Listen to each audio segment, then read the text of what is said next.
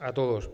Tras la mesa redonda de esta mañana, continuamos esta jornada cultural en torno a nuestro Cristo de la Expiración con una conferencia de muchísimo interés, ya verán. El título que hoy nos convoca es «Y Jesús, dando un fuerte grito, expiró». Teología e iconografía en la representación de la expiración de Cristo.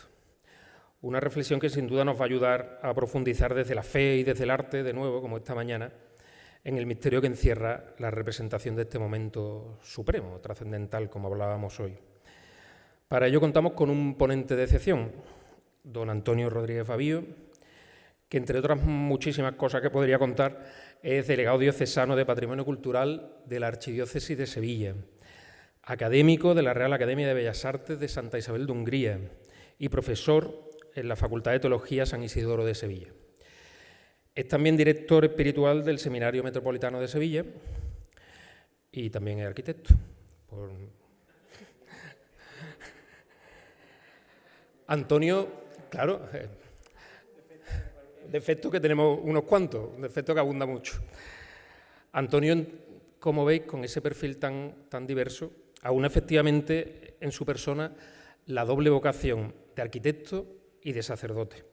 Una conjunción poco frecuente y muy fecunda, desde luego, que le permite en lo patrimonial acercarse al patrimonio cultural de la Iglesia con una mirada siempre integradora, la del técnico que conoce la materia y la del pastor que acompaña a la comunidad de fe.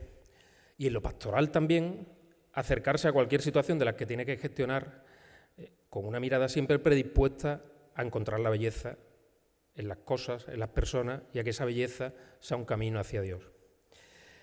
Esta doble condición, que en Antonio se expresa con naturalidad y con muchísima coherencia, nos remite a otros ejemplos históricos en los que la arquitectura y el sacerdocio se dieron la mano con frutos notables, como en el caso de Antonio.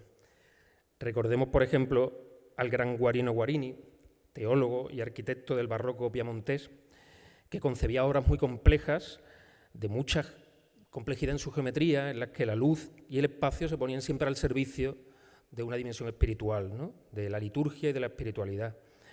O Fray Lorenzo de San Nicolás, por ejemplo, autor del tratado Arte y Uso de la Arquitectura, que fue manual de referencia durante generaciones, pero también testimonio de una vida en la que la ciencia de la construcción y la fe religiosa se encontraban de una manera pues absolutamente lúcida, ¿no? La trayectoria de Antonio se sitúa en esta línea de continuidad en la que la vocación sacerdotal y la sensibilidad arquitectónica confluyen, ofreciendo una lectura más rica y más completa de nuestro patrimonio, sin duda. No se trata únicamente, en el trabajo que realiza Antonio y en el que nos invita a realizar, a los que tenemos la suerte de colaborar con él, no se trata únicamente, les decía, de conservar piedras y muros, sino de leer en ellos la fe de muchísimas generaciones antes que nosotros y ayudar a las comunidades cristianas a redescubrir la belleza como un camino hacia Dios. Su labor es así un puente entre la tradición y la actualidad, entre la historia del arte y la vida de la Iglesia, y entre la dimensión técnica y la pastoral. En lo personal, además, me une a él un vínculo especial. Fuimos compañeros de carrera en los primeros años de estudios de arquitectura, años en los que ya recuerdo charlas y conversaciones cruzando arquitectura y Dios, en torno a un edificio muy concreto.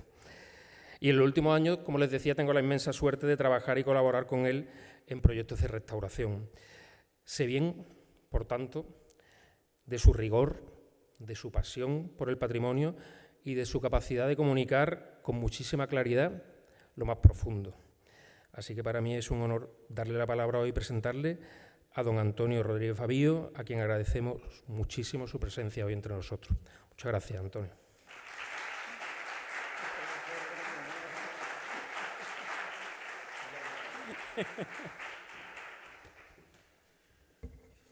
Bueno, buenas tardes. Voy a comenzar agradeciendo a la Hermandad del Museo esta invitación que me hace a compartir con vosotros, pues este año también tan especial, y pues es un honor para mí pues poder aportar un granito de arena a todo lo que pues la Hermandad está haciendo en este año del 450 aniversario de la propia Hermandad, pero también del encargo y de la llegada del Cristo a esta, ¿no? Quiero agradecer, por tanto, pues la invitación a participar y quiero agradecer, por supuesto, a José María, que es el que me ha liado para estar aquí. No se crean la mitad de las cosas que ha dicho porque nos tenemos mucho aprecio y eso hace que pierda un poquito el rigor. Pero bueno, agradezco de corazón porque trabajar con José María además es un gustazo de lo que se aprende y siempre, bueno, pues es un placer, ¿no? Vamos a comenzar un poco esta parte de esta jornada, que esta mañana hemos tenido pues esta visión desde el médico, desde el artista, desde el pintor, desde el escultor, desde el arquitecto, y ahora pues vamos a quizás a iluminar todo eso un poquito por medio de la teología. Hay muchas cosas que me voy a saltar para no repetirme, porque verdaderamente hay muchos puntos en común, pero os viene bien porque así me aguantáis menos tiempo, ¿no? Siempre cuando tenemos que empezar a hablar de iconografía, de teología, pues hay una cosa que es pues la base, que es buscar las fuentes sobre las que pues el artista, el comitente, la hermandad, pues ha querido o se basa a la hora de establecer pues la obra. En este caso, pues evidentemente la Sagrada Escritura, los Evangelios. Hay también otra vía, que son los Evangelios y las Escrituras apócrifas, que van a tener mucha importancia en la iconografía, en el mundo del arte, porque los evangelios canónicos pues, son parcos a la hora muchas veces de hablar de ciertos detalles que los evangelios apócrifos pues, dan muchos detalles que los artistas pues, han explotado. Y sabéis que hay muchas cosas, incluso de nuestras cofradías, que vienen de los apócrifos, que no vienen de los canónicos, ¿no? Como la Verónica o las Tres Caídas, ¿no? Sin embargo, el momento que nosotros estamos hoy estudiando y venerando, que es el de la inspiración de Cristo, pues nos basamos en los evangelios canónicos, porque además en los apócrifos simplemente prácticamente repiten, los apócrifos de la Pasión repiten lo que los evangelios canónicos dicen. Entonces, pues comenzamos viendo esas fuentes, ¿no? Comienzo por Marcos, que como sabéis es el evangelio más antiguo en el tiempo, y Marcos, pues que además es la frase que hemos cogido como título de esta charla, y Jesús, dando un fuerte grito, expiró. El velo del templo se rasgó en dos de arriba abajo. El centurión que estaba enfrente, al ver cómo había expirado, dijo: verdaderamente este hombre era hijo de Dios. Aquí tenemos ya, pues, algunas ideas que nos ayudan, ¿no? Cómo, pues, Marcos sintetiza este momento, pues, con el grito y con el momento de la expiración. Vamos a ver cómo el grito va a ser algo muy importante para nosotros. De hecho, llevo todo el verano un poco dándole vueltas a esta charla desde que José María pues me invitó, y pues ya cuando la tenía medio montada, el Papa León XIV, el 10 de septiembre, ¿no?, da una de las catequesis jubilares que se llama así, o sea, que trata sobre la inspiración de Cristo, ¿no? Entonces digo, bueno, pues me ha hecho este regalo el Papa, ¿no? Entonces vamos a seguir un poquito este texto del Papa León XIV. Después vamos a ver cómo es importante también para nosotros el tema del ver, el centurión que ve y de esa visión pues se convierte. Mateo desarrolla un poquito más: Jesús, gritando de nuevo con voz potente, exhaló el espíritu. Entonces el velo del templo se rasgó en dos de arriba abajo, la tierra tembló, las rocas se resquebrajaron, las tumbas se abrieron y muchos cuerpos de santos que habían muerto resucitaron. Y saliendo de las tumbas después que él resucitó, entraron en la ciudad santa y desaparecieron a muchos. El centurión y sus hombres que custodiaban a Jesús, al ver el terremoto y lo que pasaba, dijeron aterrorizados: verdaderamente este era hijo de Dios. Vemos cómo Mateo desarrolla un poquito a partir de Marcos pues esta idea, e incide sobre todo en algo que vamos a ver después, que es cómo en ese momento las cosas que pasan, ¿no? No solo él expira y muere, sino que toda la tierra y todo el cosmos en ese momento se ve también afectado por la muerte del Hijo de Dios. Lucas también nos hablará ya como a la sexta, y vienen las tinieblas sobre toda la tierra hasta la hora nona, porque se oscureció el sol. El velo del templo se rasgó por medio, y Jesús, clamando con voz potente, dijo: Padre, a tus manos encomiendo mi espíritu. Y dicho esto, expiró. El centurión, al ver lo ocurrido, daba gloria a Dios, diciendo: realmente este hombre era justo. Lucas nos aporta además la cita que Jesús hace en ese momento del Salmo 31, Padre, a tus manos encomiendo mi espíritu, que creo que refleja también a la perfección nuestra imagen del Cristo de la expiración, que está con la mirada en alto, la boca abierta, no solo expirando, también creo que está pues diciendo estas palabras del Salmo que hace suyo en ese momento Jesús. Y por último, Juan, tal vez como siempre el más sintético, pero también el más profundo. Jesús, cuando tomó el vinagre, dijo, está cumplido, e inclinando la cabeza, entregó el Espíritu. Juan subraya más el hecho de, no tanto de la expiración biológica, física, ¿no?, sino de la entrega de su Espíritu al Padre. Él vuelve al Padre, ¿no? De manera que este momento, el momento de la expiración, es verdaderamente el culmen del misterio pascual. Esta mañana José María también apuntaba algo así, ¿no? Dice el Papa, contemplamos la cumbre de la vida de Jesús en este mundo, su muerte en cruz. La entrega de Cristo por amor a nosotros se cumple en este momento exacto de la expiración. Ya no hay vuelta atrás, podríamos decir. Se ha cumplido nuestra redención. Un poquito antes de este momento podía haber todavía alguna esperanza. Podían venir los ángeles, el ejército de Dios, salvar a Cristo, y un momentito después, pues ya Cristo ha muerto.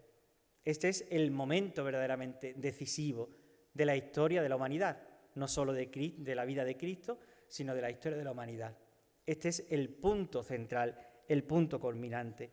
De manera que es la cumbre, como dice el Papa León, la cumbre de la vida de Cristo, pero también es la cumbre de nuestra vida y la cumbre de la historia del mundo. Se ha consumado la entrega total del Hijo de Dios por cada uno de nosotros, por nuestra salvación. Es el momento del cumplimiento de su misión redentora por nosotros, que queda como congelado en este momento. Y me gusta pensar como en el momento exacto en que muere Jesús, pues todo quedaría como suspendido, ¿no? Todo quedaría como congelado, ¿no? Fijaos, Dios mismo se ha hecho uno de nosotros para salvarnos desde dentro, no desde fuera, ¿no? No desde arriba, sino que se hace uno de nosotros para salvarnos y nosotros lo matamos, ¿no? Entonces, como el momento en que todo quedaría como encogido, ¿no?, como suspendido. Pues ese es el momento exacto que recoge pues la imagen portentosa del Cristo de la expiración. Como hemos apuntado, nos hablan los evangelistas que eso pues repercute en todo el cosmos, ¿no? Hay una serie de signos que nos están advirtiendo de la importancia de este momento. Las tinieblas, el terremoto, el velo del templo que se raja, después un poco hablaremos de esto también. Es decir, toda la creación se ve en este momento también convulsionada, ¿no? Toda la creación también está con esos espasmos que hablaba esta mañana el médico, ¿no?, del cuerpo de Cristo, pues están en toda la creación se ve afectada por este momento. Luego lo que está pasando es verdaderamente, bueno, claro, importante, ¿no?, más allá de la importancia, ¿no? Es el momento exacto en el que Jesús cumple su misión, da su vida por nosotros y nosotros somos salvados en este momento, ¿no? Y dice el Papa León, en ese momento el cielo se oscurece y el velo del templo se raja. Es como si la creación participara de ese dolor y al mismo tiempo revelara algo nuevo. Dios ya no habita detrás de un velo, su rostro es ahora plenamente visible en el crucificado. Es allí, en aquel hombre desgarrado, donde se manifiesta el amor más grande. Es allí donde podemos reconocer a un Dios que no permanece distante, sino que atraviesa hasta el fondo nuestro dolor. El tema del velo del templo, sabéis que en el templo de Jerusalén era el único sitio para los judíos donde estaba la Shekinah, la presencia de Dios. La presencia de Dios solo estaba en el Sancta Sanctorum del templo de Jerusalén. De hecho, porque ahora vemos cómo los judíos veneran tanto lo único que queda del templo de Jerusalén, que es el Muro de las Lamentaciones, porque para ellos era el sitio de la presencia de Dios, ¿no? Pues estaba allí en el Sancta Sanctorum y el velo del templo era lo que cubría la parte más importante, la presencia de Yahvé. Ese velo es el que se rasga en el momento que Jesús expira, porque ya la presencia de Dios no está allí metida, circunscrita en ese habitáculo. Ya la presencia de Dios sale de allí Ese velo se rasga porque, como dice el Papa, ¿no?, ahora Dios no habita allí. Dios está plenamente visible en el rostro del crucificado, en el que está dando su vida por nosotros. Y, dice el Papa, allí, así, se manifiesta el amor más grande. Es allí donde podemos reconocer a Dios, que no está lejos de nosotros, sino que está en el que sufre, en el que está expirando. De manera que esta mañana que hablábamos de cómo el dolor se traducía en belleza, cómo los artistas eran capaces de traducir el dolor en belleza, y cómo esto es un signo de esperanza, porque ese dolor transformado en belleza lo hace posible de Dios y es un signo de esperanza para nosotros. Y fijaos, nuestro mundo hoy, lleno de dolor, del dolor de la guerra, de la violencia, este mundo lleno de ese dolor, del egoísmo, de ese mundo que cierra las puertas a los que vienen de lejos, pues necesita que ese dolor sea transformado en la belleza de Dios para ser un signo de esperanza. Y eso es lo que nos toca a nosotros, los cristianos, los hermanos de esta hermandad, transformar el dolor en esperanza. Y eso es lo que nos muestra esta imagen, en la que vemos que ese dolor fisiológico, ¿no?, que donde había esta mañana el médico pues nos ha explicado a la perfección y que la imagen refleja tan correctamente, ¿no?, desde un punto de vista médico, pues cómo ese dolor el artista fue capaz de traducirlo en belleza. Y estamos celebrando que 450 años después nosotros somos capaces de seguir siendo verdaderamente emocionándonos, ¿no?, y siendo tocados por esta belleza de esta imagen, y cómo ahora a nosotros nos toca convertirla en un signo de esperanza para nuestro mundo, como es Cristo en la cruz. Es un signo de esperanza porque es un signo del amor infinito que Dios nos tiene a cada uno de nosotros. Y vemos también cómo está la consecuencia en ese justo momento, esa muerte redentora por amor empieza ya a dar frutos allí mismo, ¿no? Y cómo el centurión, e incluso la guardia del centurión, pues se convierte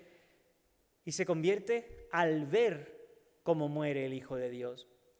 Este hombre podríamos decir que seguramente habría escuchado pues las cosas que hacía Jesús, y no se convirtió cuando escuchó que resucitaba a muertos, que alimentaba multitudes o que curaba a los enfermos. Se convierte al ver cómo muere, cuando ya no le queda nada de Dios, no le queda ninguna divinidad, no le queda ningún signo de poder, ni de... Es, como esta mañana se decía, ¿no?, una piltrafa, ¿no? Cuando no le queda nada, es cuando este hombre se convierte.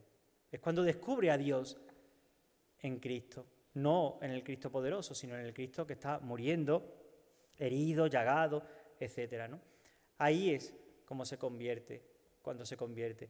Pues bien, es importante también para nosotros ver cómo se convierte por la visión. Él ve al Hijo de Dios y se convierte, ¿no? Aquí podríamos tratar pues toda la fundamentación del arte sacro, de por qué la Iglesia utiliza el arte como un medio de evangelización, porque sabéis que el Antiguo Testamento pues prohibía la representación de imágenes de la divinidad, y porque ahora nosotros pues sí usamos en la Iglesia las imágenes, pues viene de aquí. Simplemente todo brota de la encarnación.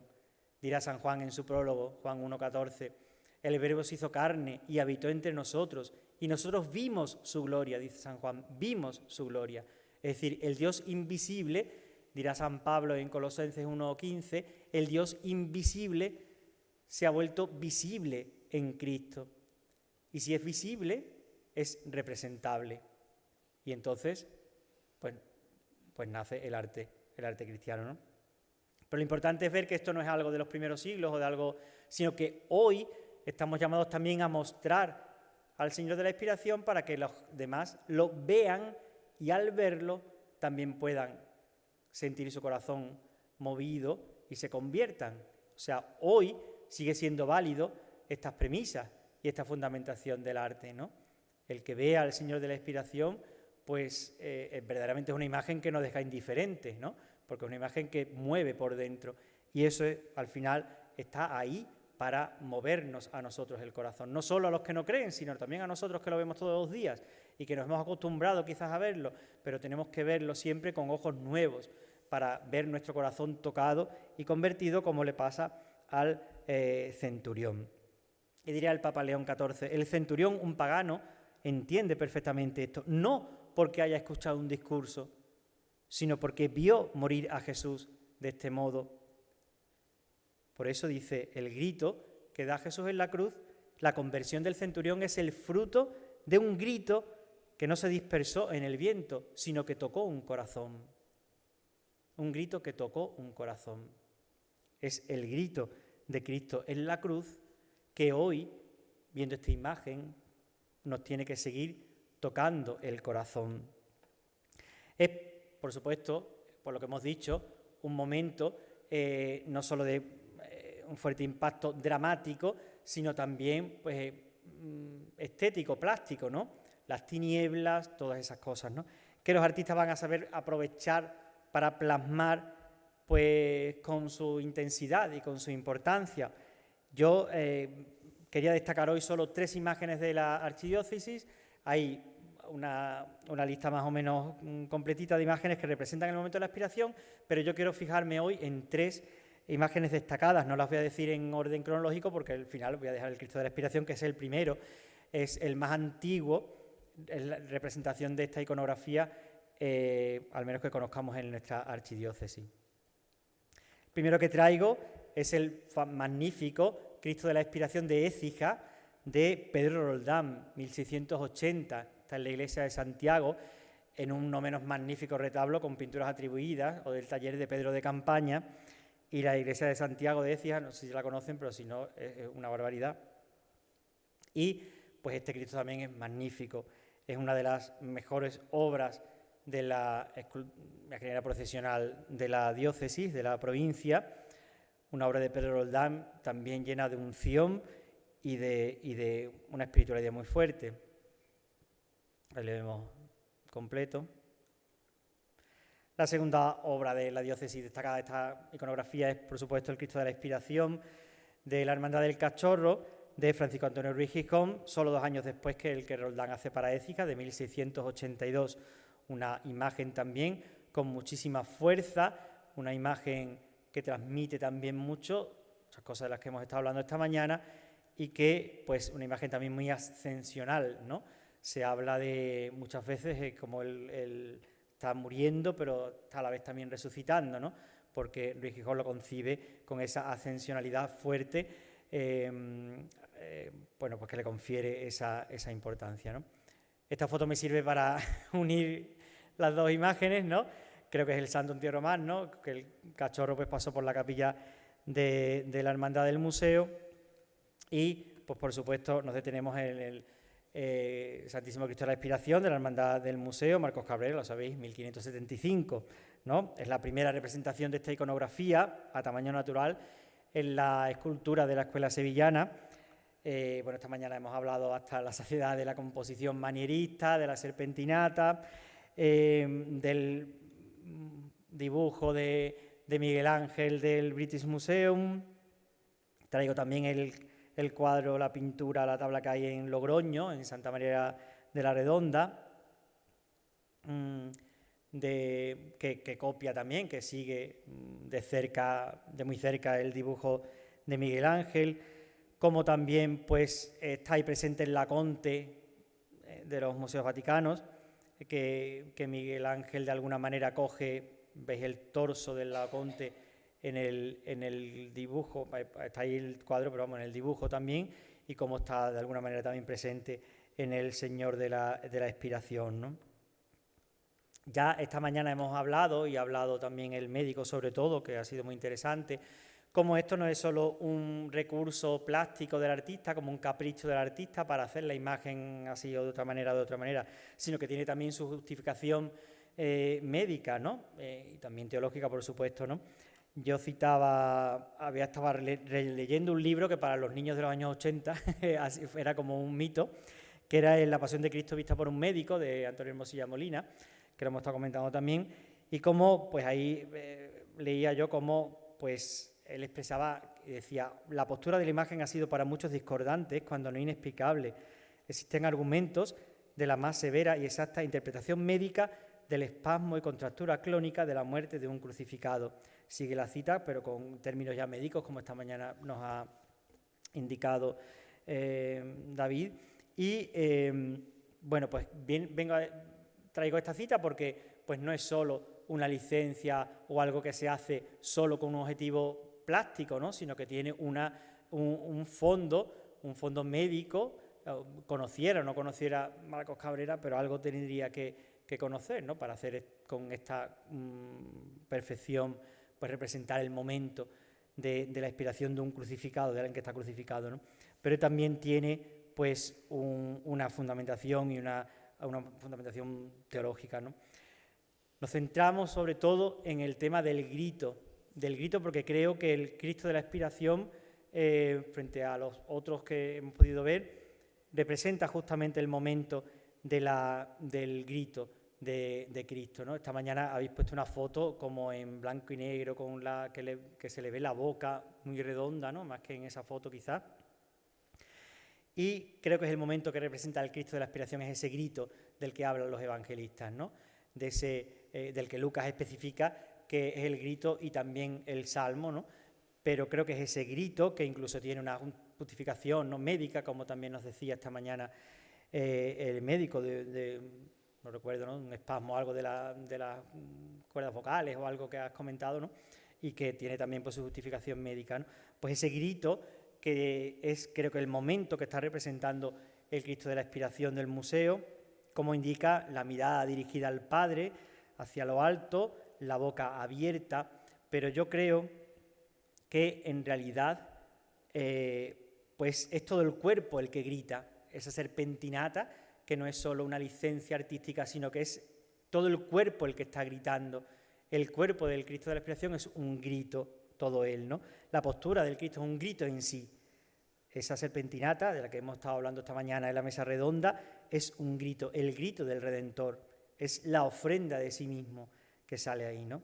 Y dice el Papa León XIV, en ese grito Jesús puso todo lo que le quedaba, todo su amor, toda su esperanza, ¿no? Son palabras del Papa León XIV que verdaderamente, pues yo lo leía y veía al Cristo del museo, ¿no?, al Señor de la expiración, ¿no? Vemos ese grito en el que Él pone todo su amor, toda su esperanza. Y continúa diciendo el Papa unas palabras que invito pues que miremos el Cristo de la inspiración mientras escuchamos estas palabras. Dice: en la cruz Jesús no muere en silencio, no se apaga lentamente como una luz que se consume, sino que deja la vida con un grito. Mira Marcos, Jesús dando un fuerte grito expiró. Ese grito encierra todo: dolor, abandono, fe, ofrenda.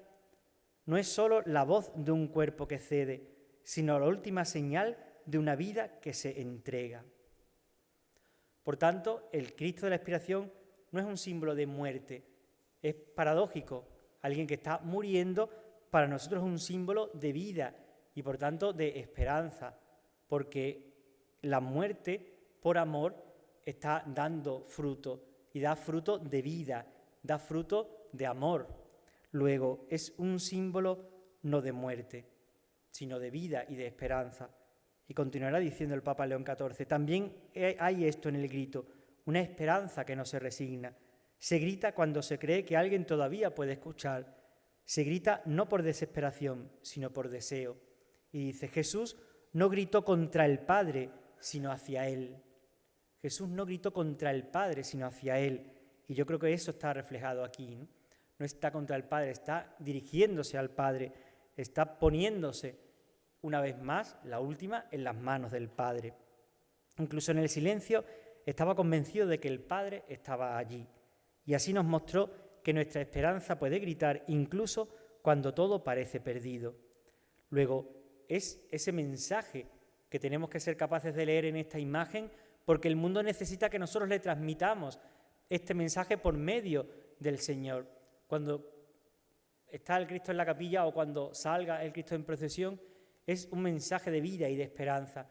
Y cuando la persona que está pasando por una enfermedad, por el dolor, por un problema, por un sufrimiento que se puede ver pues de alguna manera, ¿no?, conectado con el sufrimiento del Cristo de la expiración, tiene que ser capaz de leer que no la muerte, sino la vida que ya se ve en esta imagen, en la fuerza que tiene esta imagen, que es un símbolo de vida, es un símbolo de esperanza. Y cuando todo parece perdido, y cuando el mundo parece que todo está perdido, nosotros estamos obligados a mostrar el Señor de la expiración como un signo que nos habla de que no todo está perdido, de que la última palabra no la tiene la muerte, ni el odio, ni la venganza. La última palabra la tiene el amor, la última palabra la tiene la vida, y eso es lo que nos está enseñando y lo que nos está gritando a nosotros el Cristo de la expiración. De manera que pues es una misión que tenemos como hermanos del museo, la de no quedarnos aquí, sino la de mostrar esta imagen porque el mundo lo necesita. La urgencia del mundo como está necesita que nosotros nos tomemos en serio la tarea de mostrar al Cristo de la expiración como ese símbolo, como ese signo de amor, de vida y de esperanza. Porque nosotros los cristianos no podemos quedarnos en la queja. La queja nunca es una opción para el cristiano. La queja no nos vale. Nosotros tenemos que ver las cosas y trabajar en la medida de nuestras posibilidades para cambiar eso que tenemos que cambiar del mundo, pero no desde la queja, sino desde el amor, desde la esperanza, y poniendo todo en las manos del Señor, como supo hacer Cristo en el momento de su expiración. Sigue diciendo el Papa: aprendamos el grito de la esperanza cuando llega la hora de la prueba extrema, no para herir, sino para encomendarnos, no para gritar contra alguien, sino para abrir el corazón. Si nuestro grito es verdadero, podrá ser el umbral de una nueva luz, de un nuevo nacimiento, como para Jesús. Cuando todo parece acabado, en realidad la salvación estaba a punto de iniciar. Si se manifiesta con la confianza y la libertad de los hijos de Dios, la voz sufriente de nuestra humanidad, unida a la voz de Cristo, se puede convertir en fuente de esperanza para nosotros y para quien está a nuestro lado. En este año jubilar de la esperanza en el que todavía nos encontramos, fijaos, esta imagen de Cristo, como dice el Papa, fuente de esperanza para nosotros y para que nosotros lo llevemos a los demás. Este mensaje de amor, este mensaje de vida, este mensaje positivo, este mensaje que es siempre optimista, porque el cristiano no puede ser nunca pesimista, ni puede ser nunca derrotista, porque Cristo, la Pascua de Cristo, nos lo exige. Este no es el final es la resurrección, que de alguna manera la imagen también, pues con su propia morfología, nos está anunciando, porque la fuerza, el poder de este Cristo es precisamente ese. Entonces, para nosotros, ¿qué sentido tiene sacar al Cristo en Semana Santa o ahora en noviembre cuando lo saquemos? Pues tiene el sentido de que tenemos la obligación de mostrar al mundo este gran signo, el mayor signo de esperanza, de amor, de vida que ha habido en el mundo, que es Cristo entregándose. Y este es el momento que nos habla de esa entrega, que nos habla de ese amor hasta el extremo, que nos habla de todo esto.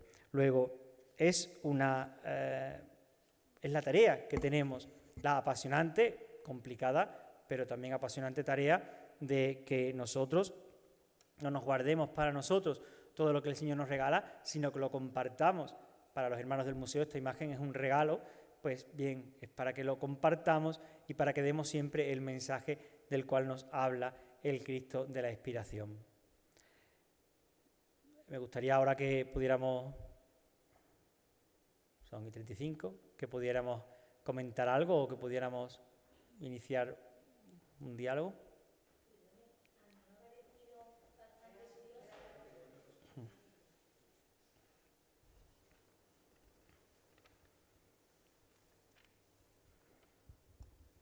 Que me ha parecido muy curioso que en los evangelios, el momento de anunciar esto, en Marcos y en Lucas aparece como que los centuriones se alegran, lo dicen con orgullo, sí, que este es el Hijo de Dios. Sin embargo, en Mateo aparece como que impactado, como que...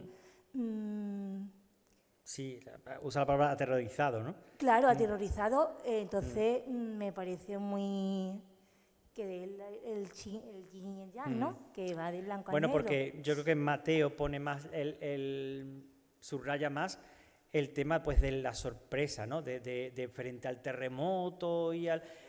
Cuando Marcos quizás habla más, y Lucas también, de al ver a Jesús cómo muere, ¿no? O sea, esa manera que tiene de morir por amor, porque ha vivido por amor y muere perdonando y muere por amor. Esa manera es lo que mueve a la conversión, cuando quizás Mateo subraye más pues el hecho del terremoto, de todo eso, ¿no?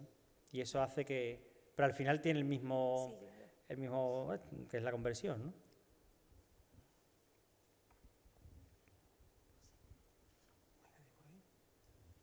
Antonio, yo quería preguntarte, tú como delegado de Patrimonio Cultural de la Archidiócesis, y por tu trabajo y por tu investigación, tienes acceso a muchísimas obras de arte y tienes un conocimiento enciclopédico muchas veces, ¿no? De acumular visiones de arte, pintura, imaginería, arquitectura también.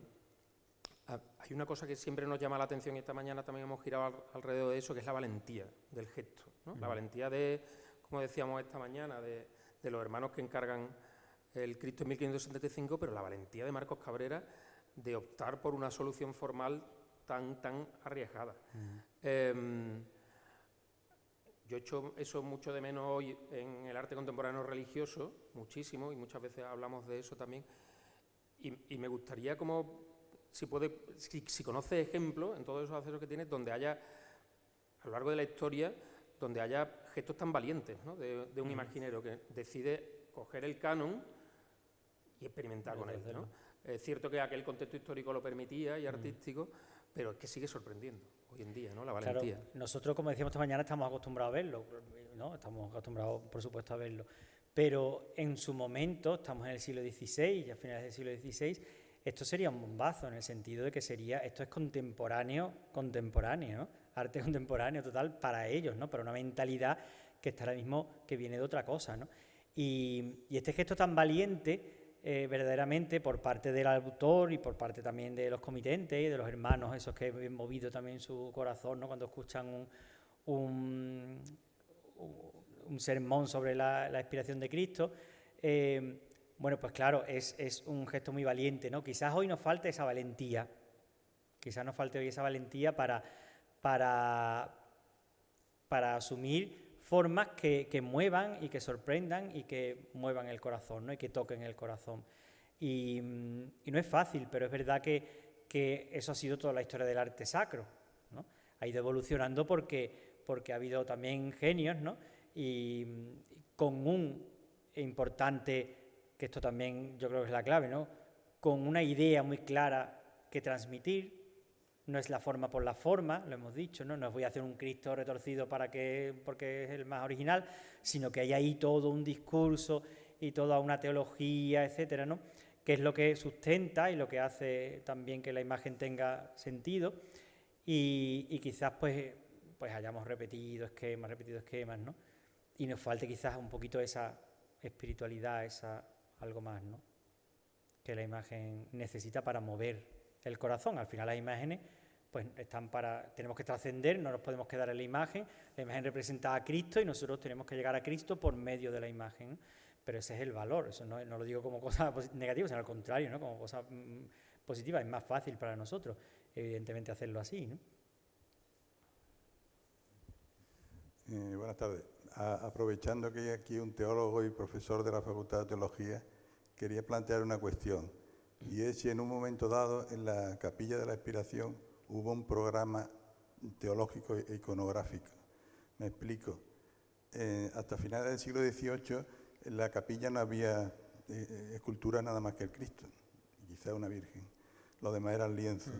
Estaba el altar cruciforme del Cristo, el altar mayor, en el lado del Evangelio estaba una pintura de Murillo, quizás la mejor representación iconográfica de la resurrección de Cristo, que es muy importante, o sea, es muy importante porque los que estaban allí veían al Cristo expirando y al Cristo resucitando. Claro, pero fíjate, el Cristo de la expiración tenía sus ojos mirando al Padre.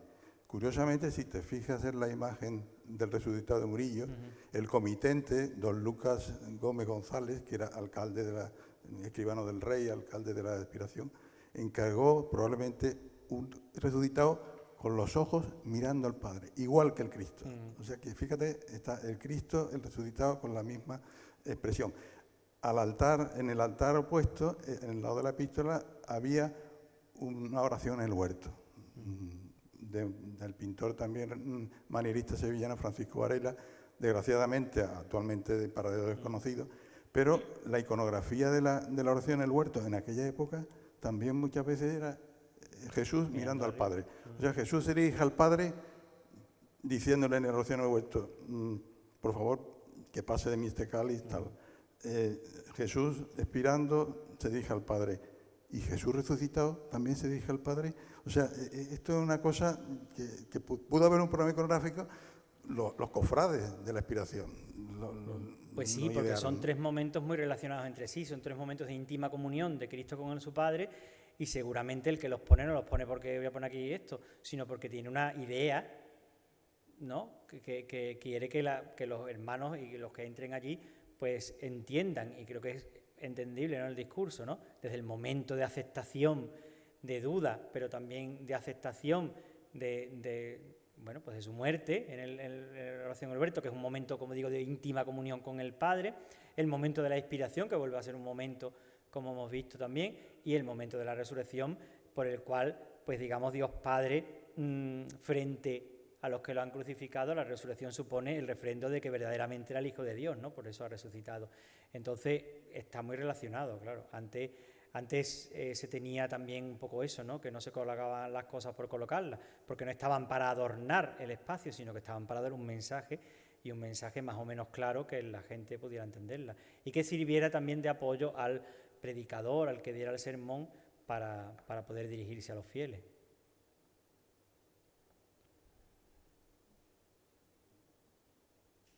Yo voy a hacer una pregunta, sí, porque tanto esta mañana como ahora, al hilo de lo que estaba preguntando además José María, se ha mencionado mucho el tema de la valentía, ¿no?, tanto de los hermanos fundadores, del artista. A mí me gustaría, por mi formación de historiadora también además, tratar de poner eso en relación al cambio que ocurre dentro de la Iglesia Católica en un tiempo cronológico además en el que se está celebrando el Concilio de Trento, claro, que además va a fomentar, ¿no?, el uso de las imágenes, de ahí que la Escuela Sevillana de Escultura y de Pintura bueno, pues se desarrolle tantísimo, ¿no?, al hilo de las ideas tridentinas. Entonces no sé yo muy bien si a lo mejor la valentía viene derivada, claro, de ese nuevo momento de la Iglesia. Sí, porque estamos aquí saliendo ahora mismo del Concilio de Trento, estamos saliendo, y el Concilio de Trento no solo reafirma o refrenda el uso de imágenes, sino que explicita cómo el fiel tiene que tener una relación personal con la imagen, ¿no? Algo que queda, bueno, pues que el ejemplo arquetípico de esto es el Cristo de la Clemencia de Martínez Montañés, que está ahora mismo en la catedral, porque conservamos el contrato en el que Mateo Vázquez de Leca, el acediano Vázquez de Leca, que es el que encarga el Cristo a Martínez Montañés para su oratorio privado, especifica que tiene que tener los ojos abiertos para que el que se ponga a rezar debajo de él se sienta mirado por el Cristo. O sea, no se está hablando simplemente de un Cristo que me ayude a rezar, sino que yo me estoy sintiendo mirado por el Cristo, y eso hace que yo me conmueva y no me deje indiferente, ¿no? Eso está aquí también, porque eso es Trento, ¿no? Es una imagen que no solo pues, está de alguna manera haciendo visible el Evangelio, sino que está buscando una conmoción, ¿no? Porque lo he dicho antes, no deja indiferente, ¿no? La valentía del Cristo, la propia forma del Cristo no deja indiferente, y eso es Trento. Eso está buscándose que tú te sientas conmovido, ¿no? Y no te quedes igual, ¿no? Eso todo está ahí, claro. De ahí se va a desarrollar la Semana Santa de Sevilla, pues como lo que tenemos hoy, ¿no? Que es todos los sentidos, ¿no? No es solo la visión, es también la música, el olfato, es un poco todo, ¿no?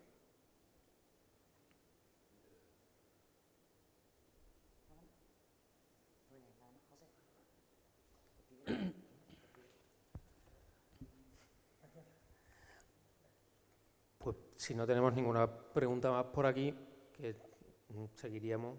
Este tema del Concilio de Trento, por ejemplo, y del contexto histórico, esta mañana Es no nos hemos podido meter, pero es interesantísimo.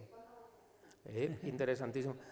Y, es que todo eso sale de allí, claro, todo esto sale de Trento. Sí, es el contexto en el que el manierismo es el caldo de cultivo, y es súper interesante. Hay 1000 temas que al final no podemos desarrollar, pero si nadie tiene nada más, pues despedimos a don Antonio agradeciéndole enormemente su tarea hoy de desmenuzar desde este punto de vista tan cercano, pero también tan profundo, a la vez la profundidad y la espiritualidad que encierra un momento tan trascendente como este en nuestro Cristo de la Aspiración.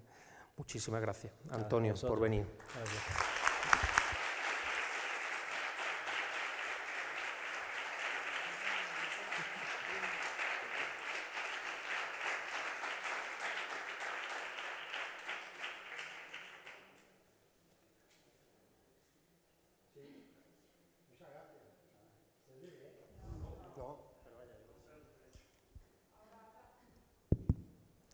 Bien, muchas gracias.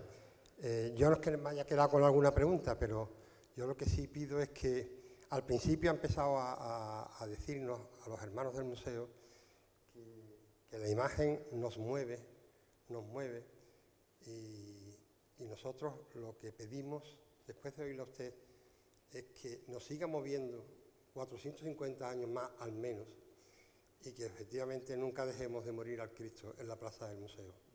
Así que muchísimas gracias por esta conferencia tan magnífica, tan extraordinaria, que seguro que nos va a llegar y nos va a hacer reflexionar mucho. Muchas gracias, Antonio. Muchas gracias a vosotros.